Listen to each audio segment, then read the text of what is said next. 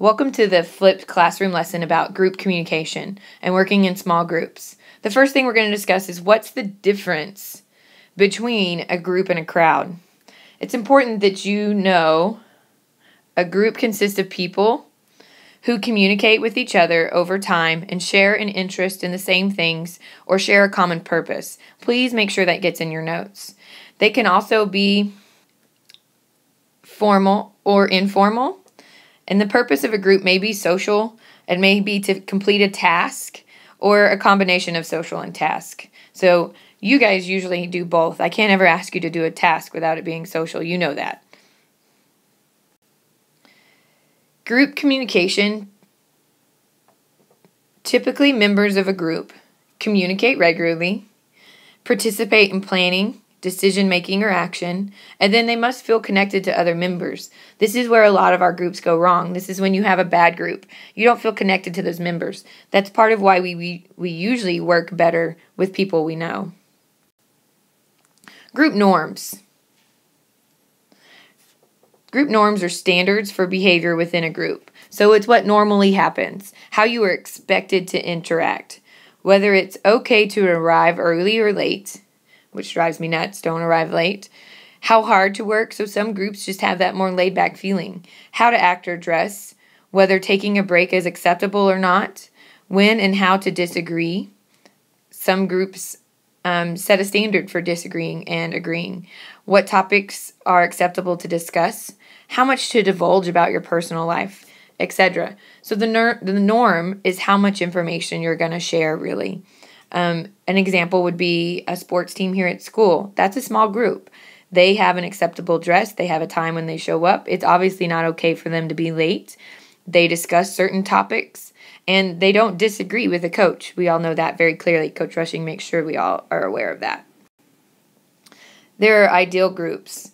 An ideal group size researchers have found is 5 to 7 members. That's super important.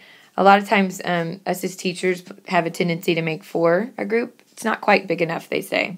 And then the next thing that makes an ideal group is cohesion. We're constantly looking for that cohesion. When members have respect for one another, share some values, and look to one another for support when they all want to achieve the same goal. So cohesion's when you all have the same goal in mind. Good example, again, is any kind of team here at school. The band, the choir, you all have the same goal. You're looking to achieve the same goal. The teachers and your coaches work to make cohesion. So make sure you understand what cohesion is. Group discussion. This is a cooperative exchange of information, opinions, and ideas. Somehow my little slide has a repeat there. I'll have to go back in and fix that, but it'll work for today. And then there's types of group discussions. There's a panel. It's an informal discussion that takes place before an audience. It's designed to help an audience become more familiar with issues. Make sure these types of groups get into your notes, please. Symposium, it's more formal, presents opposing points of view. Usually invited experts deliver short speeches. Town hall meeting, this is your chamber of commerce, your mayor, things like that. Members of the community discuss issues and usually vote. Leadership functions. This is any kind of behavior that helps the group towards its goal. So a leader is there to get people to their goal. Could be one member of a group to fill these roles, and a group can have effective leadership without an official leader. So you don't always have to designate a leader. Sometimes it helps, sometimes it doesn't. Characteristics of a good leader. These are things that colleges are going to look for when they're looking at your applications. So this is really important that you know these things. You have a good grasp of a problem, so you're well informed. Familiar with the group process, so you can organize. You know how to divvy up things. You're open-minded, so you don't have a group member say something to you and then you immediately shut them down like, that's wrong. That would be wrong. That's not open-minded. You're self-disciplined, respectful, and empathetic. So you can make things happen on your own. You don't have to be led. You don't have to be drug. Okay? You don't have to be have a collar on and a leash and be told what to do. You can do it yourself. That's self-disciplined. You're a good speaker, so you can communicate. You can formulate goals and ideas for both your group and yourself. That's very important. Remember, a group's purpose is to achieve a goal. So if you can't formulate the goal, then you're going backwards. Share rewards and give group credit. And then be a good planner. And you have to be able to adapt to meet the needs of the group. So one day the group may be tired. There was something late that night. The high school had a football game. Everybody stayed out late and they come back tired. The leader needs to adapt for that. The ways of becoming a leader: you can be appointed, elected, you can emerge, and it can be shared. So a leadership role can be shared. These are things that we see often. So a teacher may say, you're the leader of the group. The student council votes. You get in a group of 4 and somebody emerges as the person that needs to be in charge. And then you may be in a group and it is easier just to share the workload and not really have one precise leader, but maybe 2 or 3. The duties of a leader. So they're in charge of the procedural matters. So that means state the topic, call on individuals, request info, and open and close a meeting.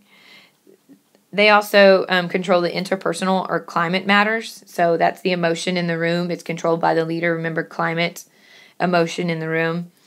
Promote group cohesiveness, encourage members to respect one another, and help members get to know one another. There are different styles of leadership. Okay, there's laissez-faire. This advises if called upon, observes, records, does not direct. So this is a very laid-back way to lead. There's authoritarian. Okay, this is the strong leader. They want to be in charge. They want their voice heard. They want you to know that they're in charge. And then democratic. This is what our government is. You should know that.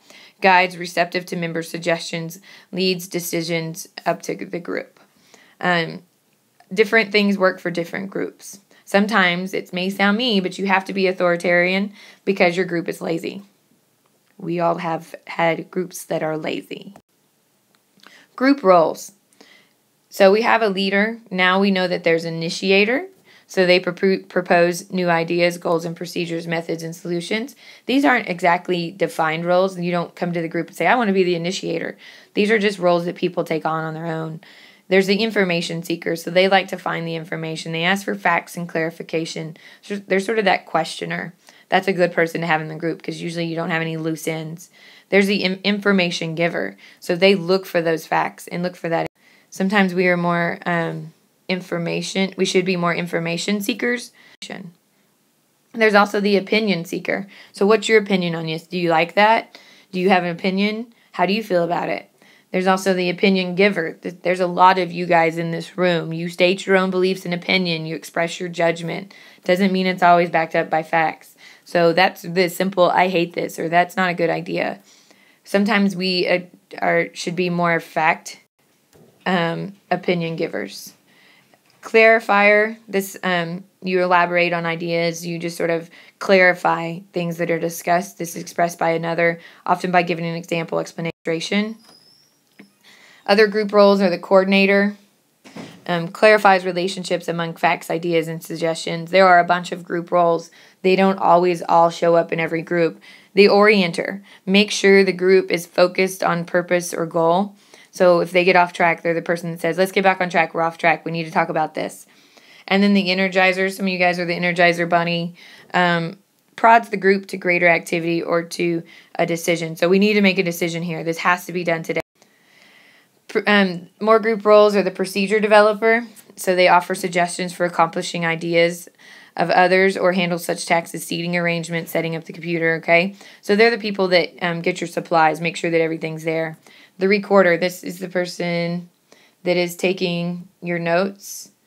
And then you have the supporter. Good job. You did amazing. Those people. You're fabulous. That's your supporter.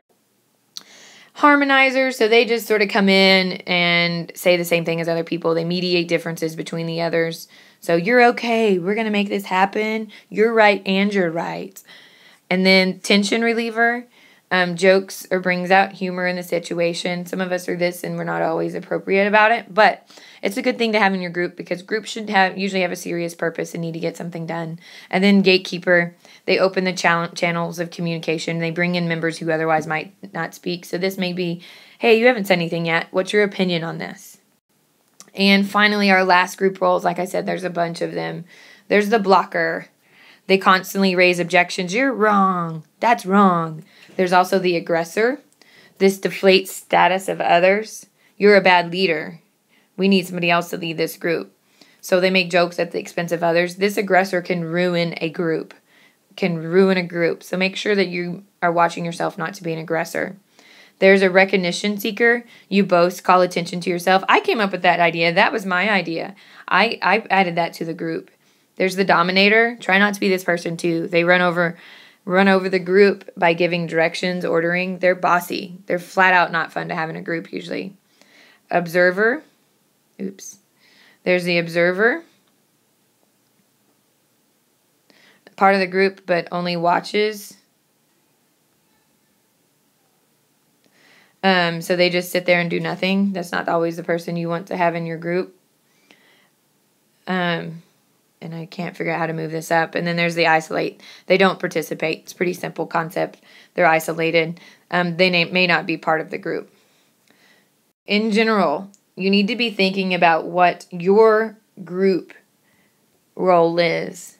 When you come into the group, how do you behave? What one of those are you? If I was to ask you who you were usually in a group, what would your role be?